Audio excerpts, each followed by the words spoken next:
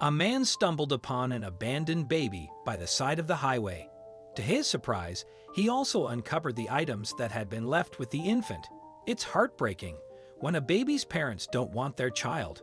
What's even more heartbreaking is when a mother abandons her child, leaving them all alone. This is exactly what happened to a 5-month-old baby boy in Oklahoma. Before we start, if you haven't done so already, please consider giving our channel a thumbs up, sharing it with others, and subscribing. Don't forget to hit the notification bell so you won't miss any of our latest updates. Roger Prater is a youth pastor at Abba's House Worship Center, Church of God in Ada. It was once a year youth family day for the children in the parish. The group was traveling home from Frontier City when something strange occurred. Roger and his wife Nancy were on the bus with 12 children. They were driving along Interstate 40 when they saw a baby carrier on the side of the road. Roger looked at the baby carrier as he drove by and thought that he maybe saw some tiny feet moving in the carrier. He pulled over to the side of the road and backed up. He wasn't sure if his eyes were playing tricks on him, but he knew he had to stop and check just to be sure. When Roger got off the bus, he was praying that it was not a baby on the side of the road. It was a hot day, around 90 degrees, and if it was a baby, he knew that it could have been very dangerous for a baby that young to be in that kind of heat. As he approached the carrier, he realized he was right. It really was a baby. The baby's eyes were closed, and at first, Roger thought he might be dead. When he reached to grab the carrier, the baby's eyes opened. While that was happening, more and more cars were pulling over to see what was going on.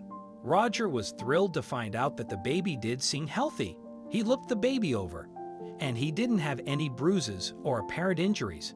He was well dressed, so he handed the baby to his wife and called the police.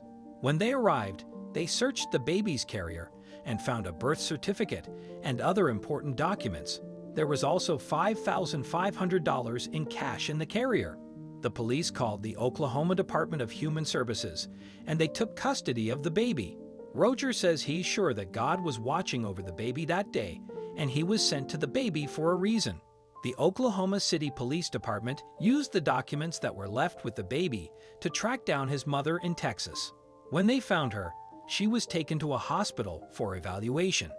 They were sure something had to be wrong with this mother in order for her to leave her son on the side of the road like that with his birth certificate and such a large amount of cash.